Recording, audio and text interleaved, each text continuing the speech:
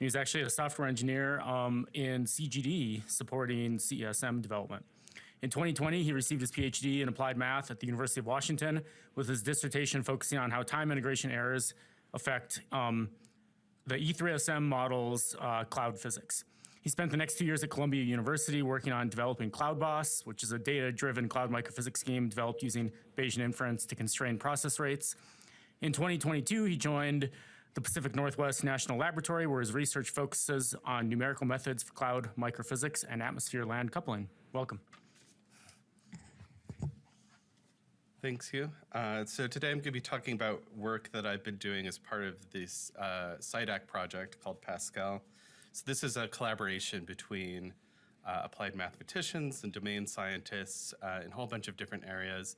But this work specifically is in the microphysics part of our work, which is mainly a collaboration between me and 4 mathematicians at PNNL.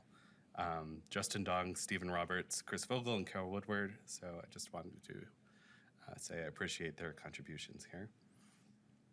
And expertise on SUNDIALS, which is a big part of this. So just to give a brief overview on why time integration error in microphysics are important, it can be a dominant source of uncertainty for microphysics in atmosphere models. This is especially true for GCM resolutions, time steps of multiple minutes, but you can see some models see issues at time steps as low as 30 seconds, which is more common for sort of mesoscale or some finer resolution models. And then often the biggest problem is not so much the time integration of individual processes, their resolution, but the frequency with which those processes are coupled to one another. And that doesn't just mean on the overall model level of different packages within a model, but even within a package like microphysics. So as an example here, sorry, I have a diagram of error as a function of time step for grid cells sampled from E3SM v0 model run. This is like 7 years ago, I think, that I made this. But basically, MG2 is the microphysics package for that model. And if you adjust the time step, your amount of time integration error in the rain evaporation rate goes pretty much linearly with that. But if you have, I'm not going to explain what all of these different lines are, but if you have other strategies, like if you substep just the evaporation alone, that's this top red line.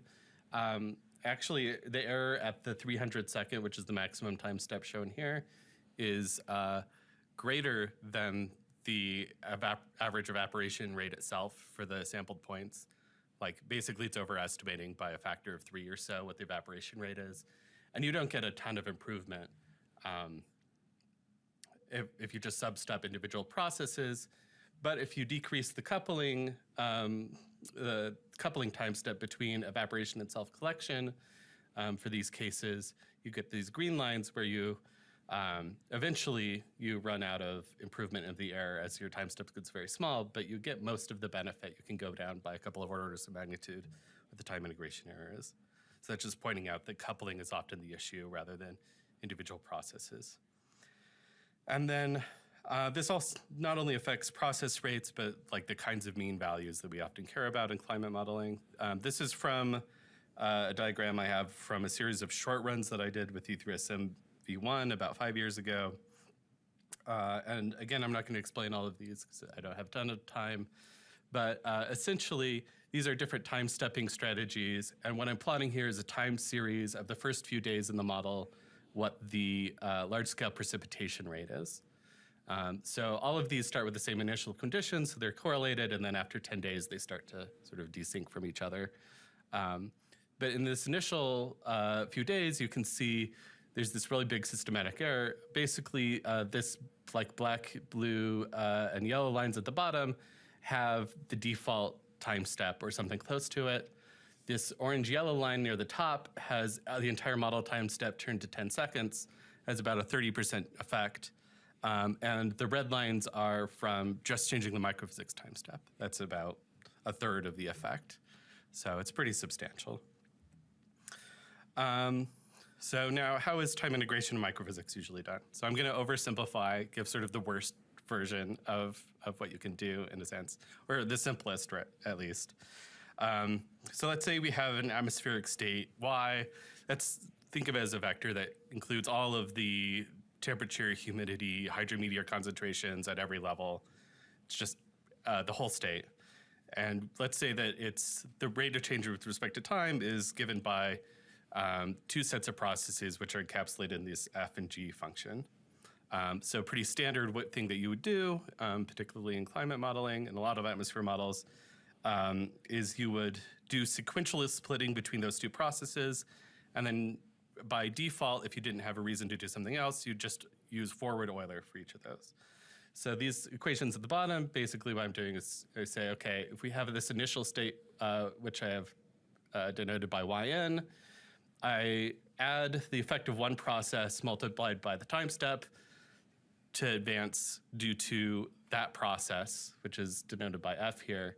And then I get this y star, and then this y star, I do the same thing, but with g, which is this other process, and then I get my next time step value, which is here is y plus 1.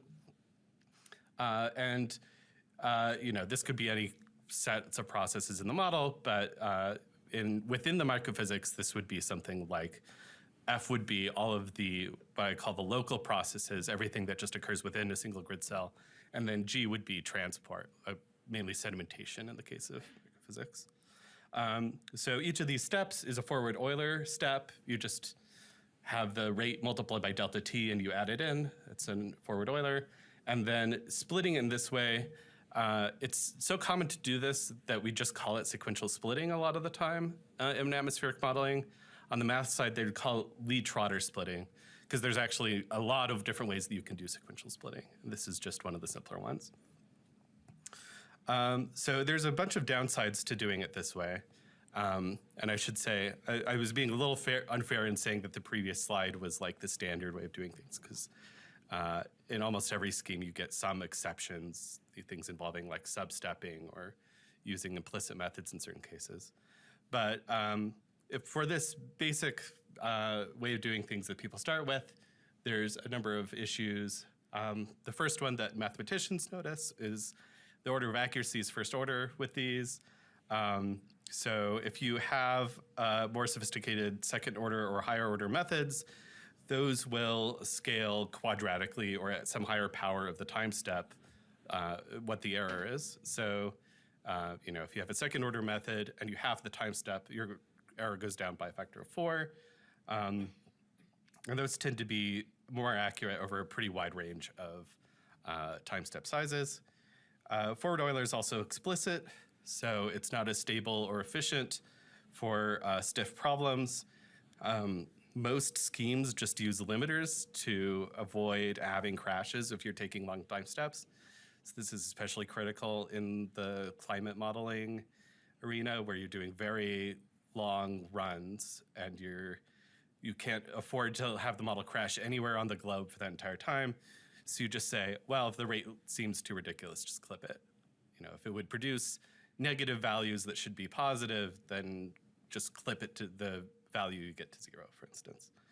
And then the splitting error also can be an issue for the reasons I mentioned on the first slide, which is if you try to substep a particular process, you might not actually see that much improvement in that process's error if most of the error is coming from this infrequent coupling between different processes.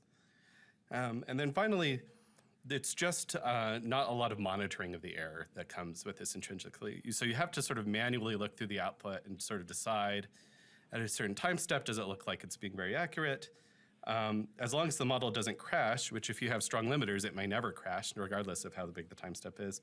You can get very large time integration errors, and you might not even notice them if they, or you might see them, but you might misinterpret that they have a physical basis rather than a numerical basis.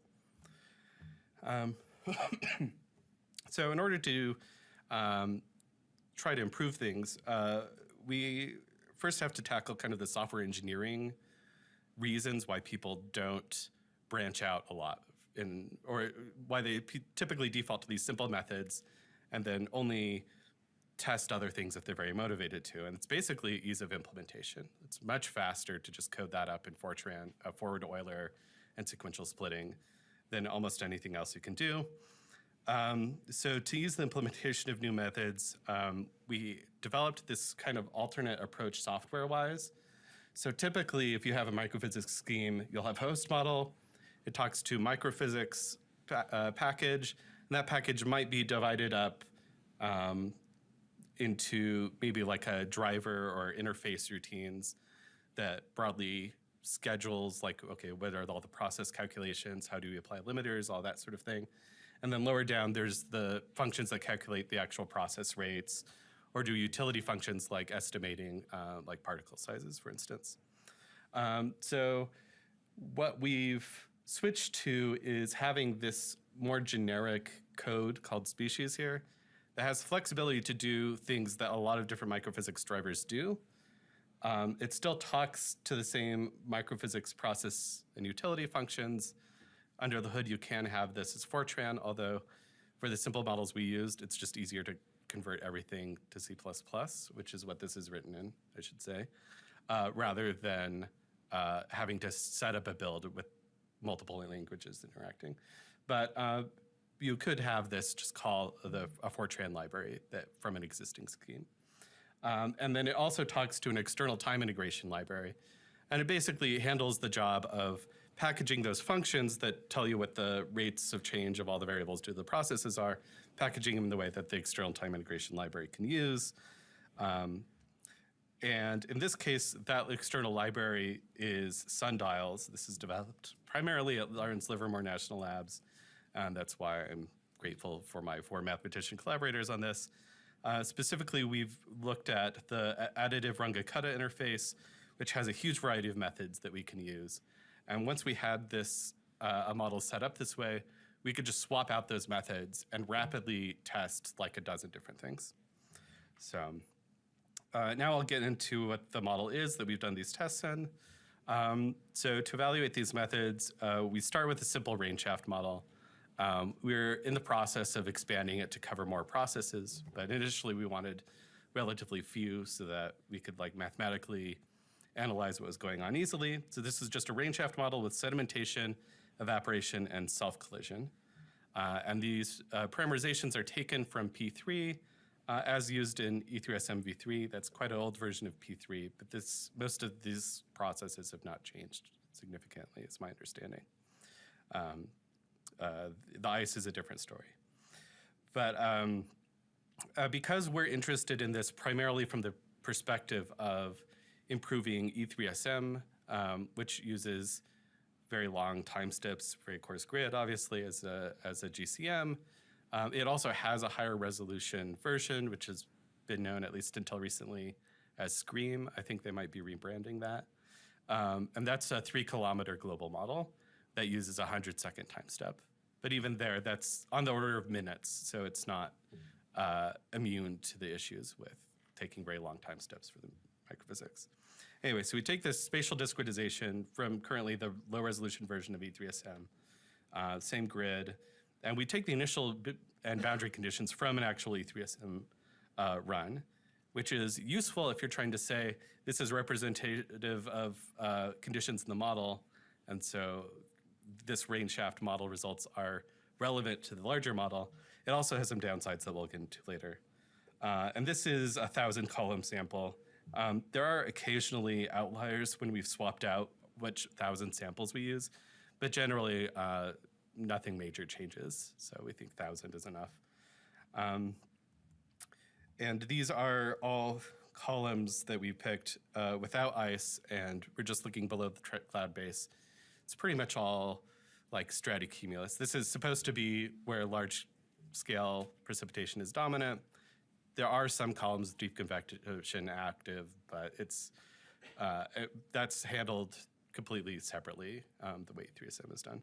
So this is all just the stratocumulus or stratiform part of the clouds that are generating the rain. And then I'm not sure if I want to go into everything that's on the slide right now, but E3SM does use grid cell mean values, but what's calculated in the microphysics uses in-cloud values, or in the case of like below the cloud base, under cloud. There's a maximum overlap assumption, and so all the rain calculations are done in that area. So we just convert them back to in-cloud values to fit them into the rainshaft model. Then we focus on errors that affect the vertical profile of rain mass. It's just like a very easy, straightforward, this is the main thing we want to predict. And we generate a reference solution using a very high order scheme with a very low error tolerance and an adaptive time step to ensure that the relative error is below 10 to the minus 12. And then once we have that reference solution, we treat that as effectively the truth, at least with respect to what the time integration should do. And we use a root mean square with some weighting to account for the different precipitation area fraction to compare the results with different methods to that supposed truth. Sorry, I have a chronic cough. But, yeah. Is the upper boundary condition constant in time in this sense? Yeah, it is. It's whatever the value was at the cloud base in the E3SM run that particular column test case was taken from. So the main thing that we've tested using SUNDIALS is Runge-Kutta type methods. These methods evaluate the process rates multiple times per time step and produce intermediate states for each stage in a calculation. There's several stages within each time step. And we mostly focus on methods that use an adaptive time step, mainly just because we've noticed pretty quickly that they do way better. The time step adaptivity is very useful. The way that's implemented in this library is two different Runge-Kutta methods are used. If you're familiar with how RK45 is performed, it's basically related to that with, I think, a slightly different time step size controller. But basically, you use two different methods. You choose those methods in a way that you minimize the amount of repeated computation. And the difference between those two methods, one of which is supposed to be more accurate than the other, is an estimate of the numerical error. And you then adjust the time step to keep that estimated error below whatever the targets are that you put in. So we put in certain absolute tolerances for each variable, saying any error below this is irrelevant, but get rid of errors above this. And then we also have a relative tolerance, which is mostly what controls the error, which says, okay, do you want within 1%? Do you want within 0.1%, 0.01% of the correct values? And so those are some basics about Runge-Kutta methods. We've tested different orders of accuracy, methods with different order of accuracy for explicit methods like forward Euler, diagonally implicit methods, which are methods where you have the update that you do within a stage depends on the value that you would obtain at that stage. And in general, that requires a nonlinear solver because you have a nonlinear function of this state and that state itself in the same equation. And then there's also implicit explicit methods, which split the physics into two parts. There's a stiff part that's treated with an implicit method, and the rest is treated explicitly. In those cases, we treat sedimentation as the stiff process. We mainly consider that to be the fastest process, in part due to the CFL condition. Even at this relatively coarse resolution is pretty restrictive. And then also there are these more experimental multi-rate infinitesimal methods that use fast or slow, treat each process as either fast or slow, and can use different methods with different time steps for each one. In those cases, again, we're treating sedimentation as the fast part for the most part. So here's the initial just big spray of information about what our results are from all of this. So this purple dotted line at the top is the original P3 method. And what we're doing here is we're varying the time step between 300 seconds, which is the top leftmost point, and I believe this is 0.1 seconds on the bottom right. And we're plotting on the vertical axis this root mean squared error in QR versus the wall clock time on a particular Intel machine to reach that solution. And for each of these other lines, we're applying the same values, but for all of these SUNDIALS R code methods with an adaptive time step. And our error goal is adjusted between basically 1% and 10 to the minus 9, effectively, relative error. In this plot, the blue lines are second order, orange are third order, and green are fourth order. You can see in the top left where they have a very loose error tolerance, just going within 1%. You can't go much higher than that and keep everything stable, although you can a little bit for some of these methods. And they're all aiming for about the same error, and they're using relatively few steps to get there. So performance for all these methods is pretty similar. And then if you go out to the right, you see that hitting the saturation where we cap out on the error that you can get below with these absolute tolerances happens much faster for the fourth order methods than second order methods, unsurprisingly. So those reach very low error more quickly. But the big takeaway is that you've got about 2 orders of magnitude or more of spread between all of these adaptive higher order methods and the original P3 method. A big part of that is simply because these methods don't use Lee-Trotter splitting. So a big part of it is simply that you have separate sedimentation step occurring after everything else has occurred. And we're taking very long time steps that's just not very accurate. I don't think I have a slide showing exactly what these errors look like in terms of the vertical profile, partly because they're kind of boring. But effectively, what this commonly looks like is that the original method at the very long time steps will overestimate the rain below cloud base by a factor of 2, and then about by a factor of 2 estimate how thick the area of like virga or like evaporating rain is, where most of the rain evaporates below cloud base.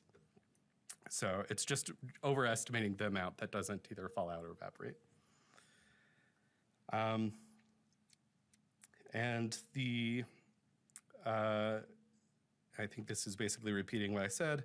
Also, you'll notice the solid lines here are all the explicit methods, and the various multi-rate and implicit methods have the dotted lines. And for each order of accuracy, the explicit generally does best. That said, there's a couple of caveats. One, which was discovered very recently, did not leave me time to like regenerate all of these plots, was there was a small nudging term that we had for debugging purposes effectively that was on this just for the original method. Its effect is small, but here's a plot with similar settings to what was on the previous slide. I think the maximum time step here is like 15 instead of 300 seconds, so it looks a little different. But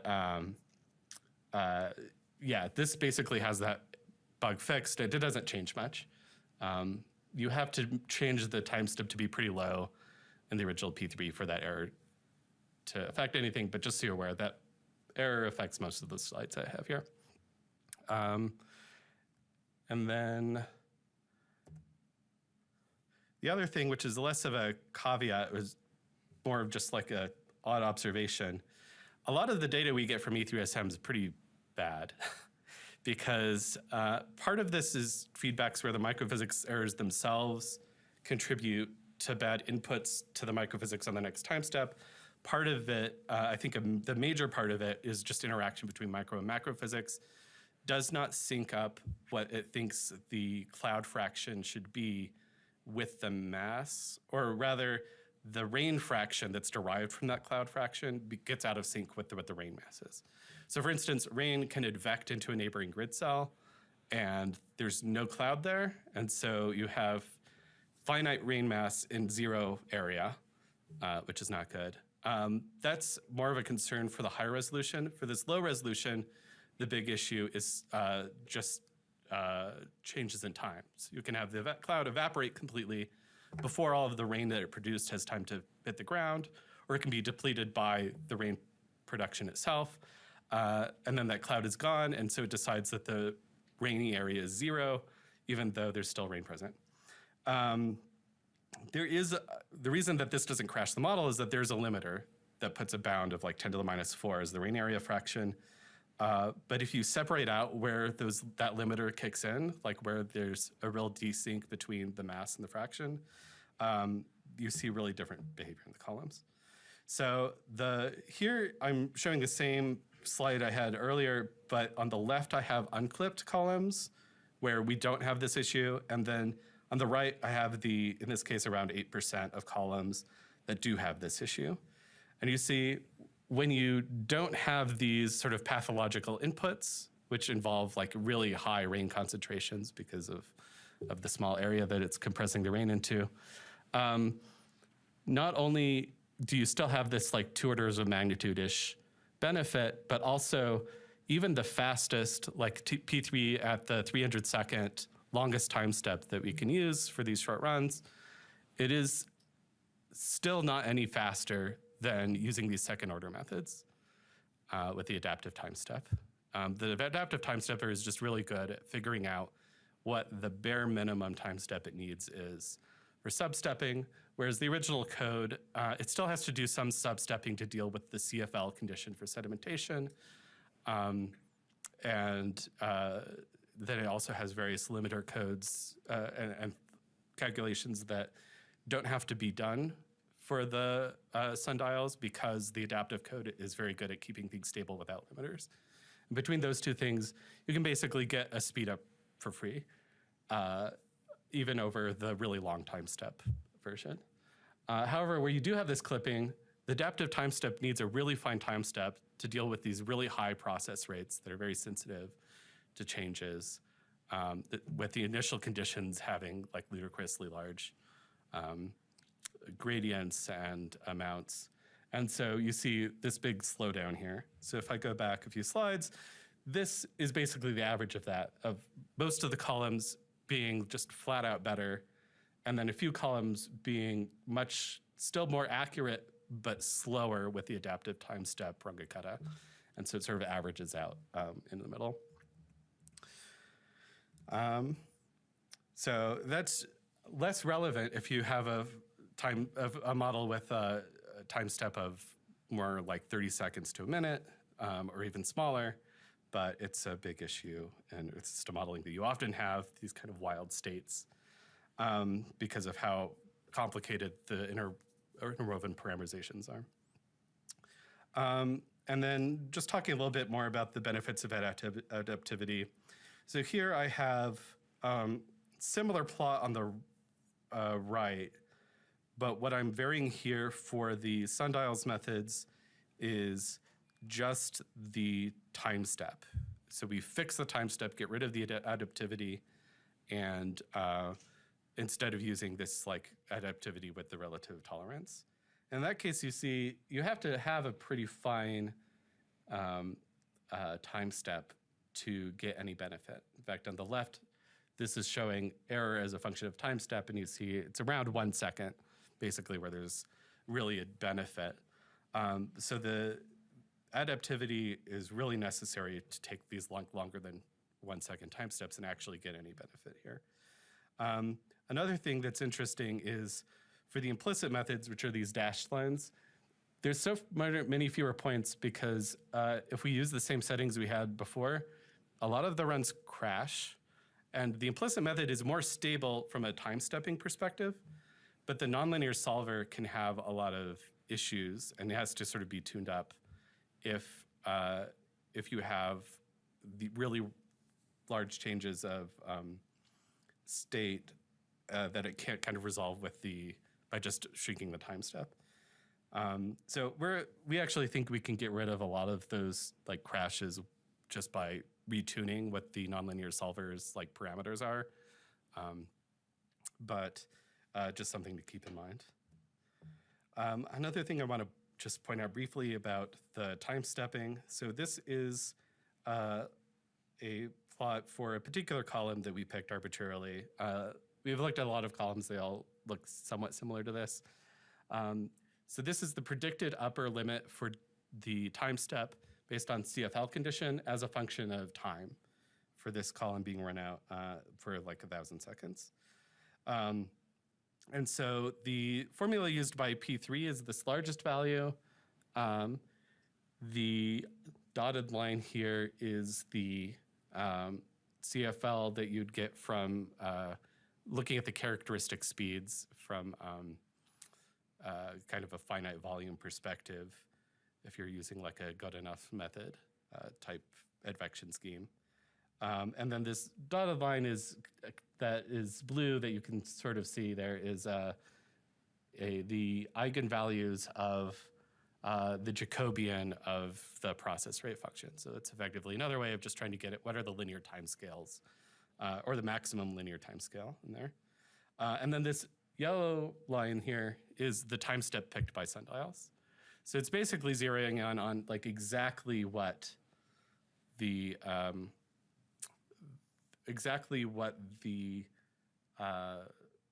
time step is that's needed to resolve the physics there. Depending on which column you pick, it sometimes follows this other dotted line.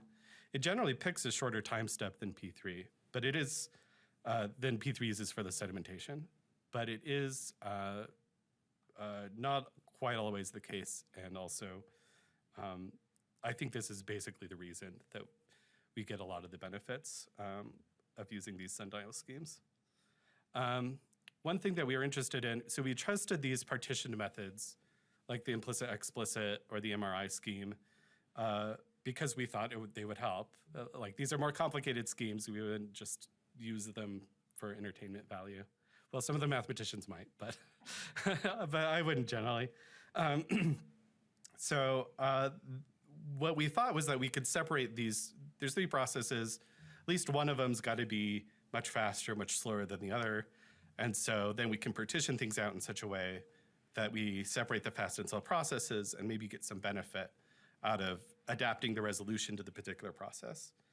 But what we actually see here, so what I'm showing in these plots is basically for each of the columns in the data set, I think this is near the end of the simulation. We just look at the state for those columns and we say, what are some of the timescales associated with it? The blue ones I have here are evaporation. The green are for the self-collision processes, self-collection breakup, and the red is for sedimentation.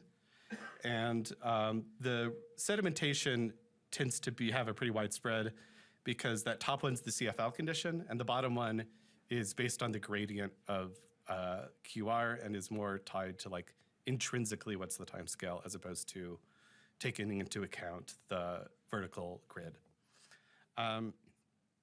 And so you see on the left, these are the sort of more normal unclipped columns that don't have this rain area fraction issue. You have a kind of a spread of the evaporation in between these. And even like for one column, you have self-collection that's like in between the sedimentation. So you don't have like this really clear split where one process is just all slower than the others. Also, I should point out, this is an inverse scale rather than the time scale itself. I forget why we did that.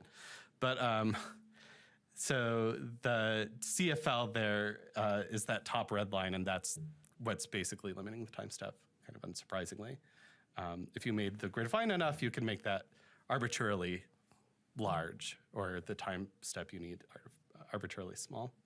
But on the right, here's the clipped columns, and you see they behave differently. Because you're compressing rain into a small space, your self-collisions are really high, and that also produces a lot of sensitivity to the number. So it also has pretty strong feedbacks involved. And so these green dots show that the time scale of self-collision is often quite comparable or even higher than the CFL restraint. And so because we don't have a clean separation, we don't really have the problem that these schemes are trying to solve. And you can sort of see that by, if we pick a particular column where the self-collection has a very small timescale associated with it, we can test the MRI with just the sedimentation treated as fast, or with both sedimentation and self-collision treated as fast. And with both of those treated as fast, so for second order, for instance, this dash dot line that's kind of below to the left of the solid line, that's the MRI with the self-collision treated as fast, actually being faster than the explicit scheme. So for particular columns, if you pick this right, this partitioning right, you can match or exceed the explicit scheme, but there's no one choice that's good for all of them.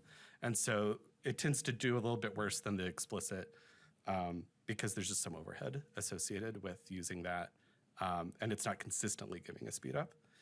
However, we think if we're starting to add in cloud processes, cloud liquid and ice, and once we have a lot more processes, we have a much higher chance that some of them are just consistently slower than others. And so we think the benefits of these schemes might be more worth pursuing. And then I think this is the last thing I was going to show here. In addition to looking at all these Runge-Kutta methods, where we basically take the splitting away and we say, okay, let's just not split at all and try to pick a good time step and a good method that will apply for everything. Okay, let's introduce the splitting back and just go with the original P3 numerics, except we just changed the sequential splitting between local processes and sedimentation to all these other types of splitting. This is a recent capability that SUNDIALS has. It would not be trivial to implement on your own, particularly once you go to third order methods like the Suzuki here. If somebody's curious why, I can get into it. It's not actually achieving third order accuracy here, which is due to how the evaporation works, we think. But those like higher order methods actually require backwards in time integration steps. And like doing that and making sure you're doing it in a stable way is a little tricky. So it's nice that we're able to try these. Generally, the feeling I've gotten from this is that sequential splitting is basically something you should avoid when you can avoid it. Right? Like sometimes for different software engineering reasons or like practical reasons involving how easy it is to check conservation in the model, maybe you're sort of stuck with saying, okay, this module has to run completely independently from that one. But generally, I think it's an avoidable source of error within the microphysics. And so generally these like purple lines are different types of sequential splitting. None of them does like radically better than the others. We have this forcing method, which is a first order method that tries to be a little bit better than Lee-Trotter. That does a little bit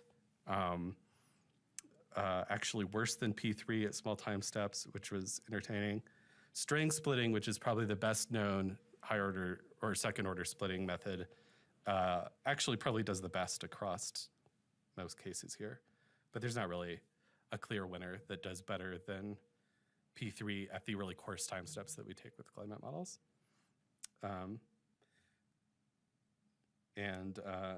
Yeah, and this actually only goes up to 15 seconds. So even for LES, we're not really seeing a benefit here. It's just better to get rid of the splitting entirely if you can do it. So with that, I think that's everything.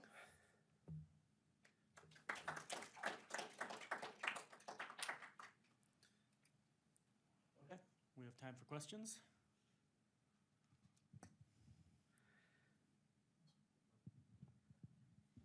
You know, in almost all of your plots with the P3 code, there's this jump. So you get what's going on there? Or did you explain that and I missed it? I did not. So there's a couple of things going on. One is that once you need the limiters to kick in, then often they make, like once you hit a time step where that's necessary, they often sort of flatten. Any longer of a time step you take, still get somewhat similar solution. The other thing that seems to happen is there seems to be an intrinsic time scale at which the local processes in sedimentation want to interact. So if you have stuff fall, if you have rain falling like several grid cells down, before, like it could evaporate here and then it falls a lot and then it could evaporate here, then that is a big source of error. And that's part of why I think the original method at these longer time steps is overestimating rain, because it's taking these long time steps and there's stuff that's fallen in the top that basically it just hasn't had time to evaporate because it arrived and then there's no more evaporation step after that. So I think that basically once you resolve things to the extent that you don't have a lot of rain falling through multiple grid cells at the top of model, then suddenly the error gets a lot better. On the last slide that you showed with the splitting methods, I think it was the very last one. Yeah. Yeah. So I thought that you'd said that the leach rotor is basically the same as what's in the original P3. So what's the difference here between the two lines, like the dashed purple line and the dotted purple line? I should clarify here.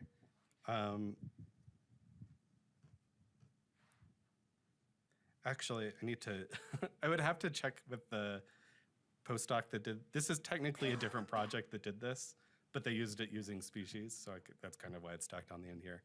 I believe that they're using just like a first order, like forward Euler, instead of using the adaptive substepping. And because this time step range is all on the low end, they can get away with that without it crashing due to like CFL violation or something. So basically, I think the main issue is just whether the sedimentation is substepped or not. Okay. Yeah, those two Which lines. is part of the reason this leach rotor just has worse error, because P3 is actually taking smaller steps sometimes.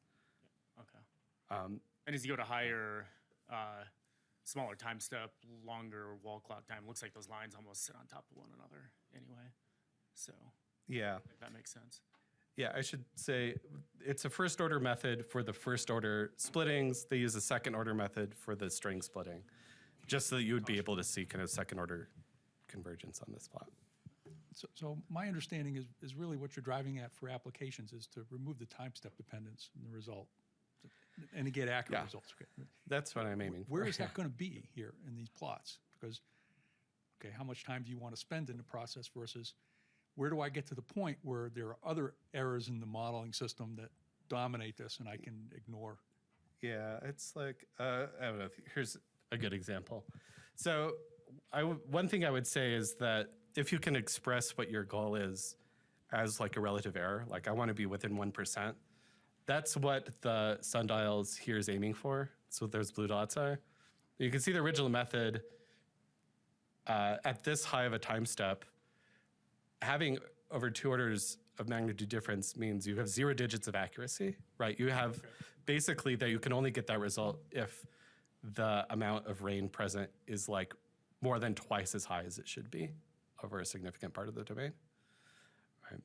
And so that's one way to think about it. Like if you can think of it in terms of a relative error, then basically this sort of top lines here, or these top blue dots here, show where that relative error is about 1%. And so you can kind of gauge from there. But yeah, it depends.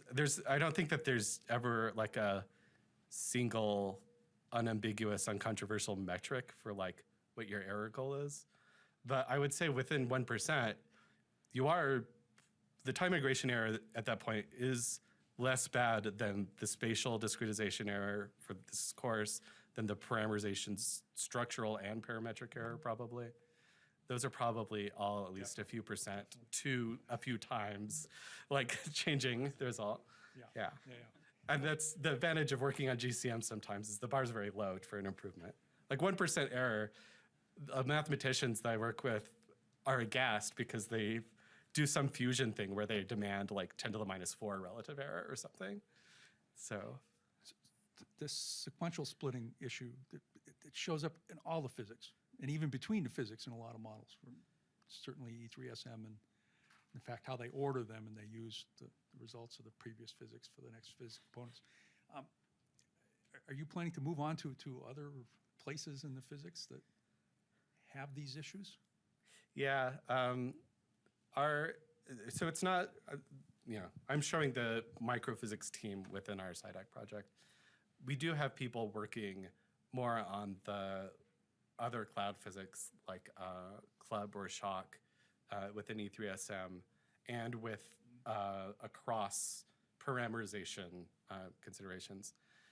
It is tricky for some parameterizations, like notably deep convection, scalar deep convection, where what it does even make sense at a small time step. It's pretty elusive. So that makes it hard, but there are cases where, yeah. So you've chosen a simpler problem that's at least continuous in the formulation. Yeah. And you go to these other schemes and they're Somewhat not anymore. There are all sorts continuous. of switches in them, and that must make doing this a lot harder in some sense. Yeah. I pointed out earlier that this Suzuki method that's on here is supposed to be third order, and it is on other problems. We think it's not meeting that here, partly because the evaporation has boundaries in it. Like, are you saturated or not? And so, like, the discontinuities, even if they're discontinuities in, like, the second derivative, can interfere. Depending on exactly what method you're using, they might still be able to get higher order accuracy. But, so that's one issue. And in general, if you don't even have a continuous process rate, this is a thing that we're worried about for, E3SM has a Bergeron process that is discontinuous. If there's like a tiny bit of ice, then it's quite active. And if that tiny amount of ice disappears, then it's off completely, right? So we're very concerned that we basically have a step function, not even like a discontinuity in the derivative, but like just a step function in the process, right? And so that's one of the big concerns we have when we move to ice physics. Okay, I have another question. So getting to what Bill said about kind of these splitting problems being all over the model, another one in particular that I know we've talked about before, but it might be of interest to the discussion here, is the splitting between the sedimentation that happens and the vertical advection. So in a climate model, fall speed, or the vertical motion is probably weak enough where that's not too big of a deal. But of course, when you get to finer resolution models, you have strong vertical velocities that are potentially as strong or as large as the sedimentation velocities. And I'm wondering about that, like that aspect of the splitting that I've always thought of as kind of a sore spot in the models. In a lot of ways, you know, should sedimentation even be done in the microphysics is a question versus like with the rest of the transport. I don't know if you have some, not a very well formulated question, but just some thoughts on that. That's why we're interested in this stuff. I think at the resolutions we're using, like string splitting, like its benefits, you can even see, like you only see them if you have a very fine time step. So it's still kind of unclear to me. We were interested in, there's a few different versions of this forcing scheme. People are looking at that to basically say, okay, you can apply something, then kind of unapply it, and then do the other process.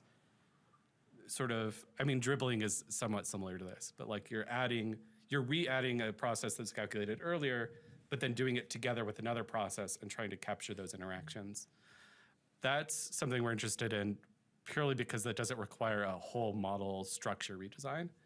Probably the better way to deal with it is to put the sedimentation into the dynamical course advection routines, right? But nobody wants to do that, especially because the people who know anything about sedimentation don't know how the die-core works and vice versa, so. Yeah, I think a lot of it's kind of a legacy thing in a lot of ways, but it's horribly diffusive to do that split when there's strong velocities, when, you do everything, you move everything upwards if there's vertical motion in the grid cell, and then the next step, or during the sedimentation step, it all goes downwards. You can imagine that just spreads everything like this. So yeah, be it nice to somehow deal with that problem, I think. Yeah, I agree. Okay, any other questions? All right, if not, let's thank Sean once more. Thanks.